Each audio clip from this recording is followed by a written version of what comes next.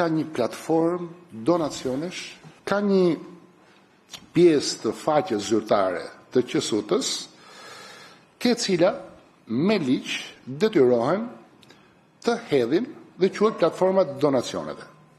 Çfarë është kjo platformë?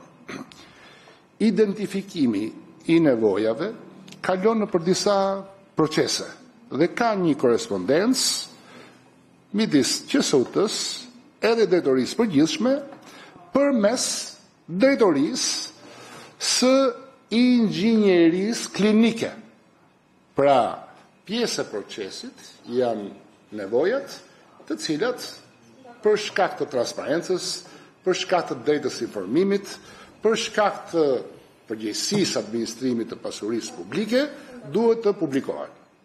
Dakor? Pra, është një procedurë që ka qenë atje, është vendosur njoftimi në shkurt, dakor?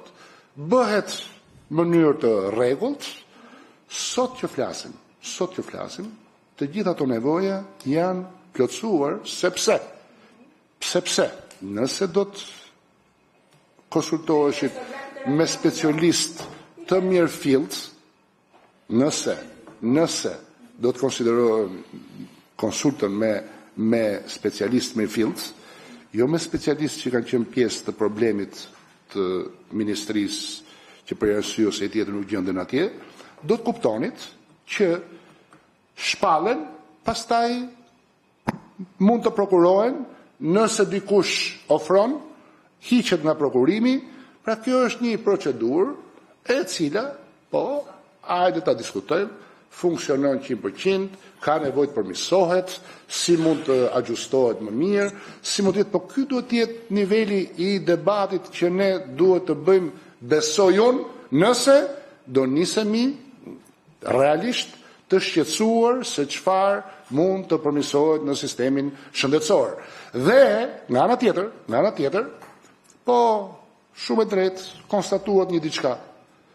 Dha gjithë konkluzionet, dhe mbasi dha konkluzionet thoni hajde të thrasim ministrin e shëndetësisë edhe pastaj tjerë. Por ka një nderuar.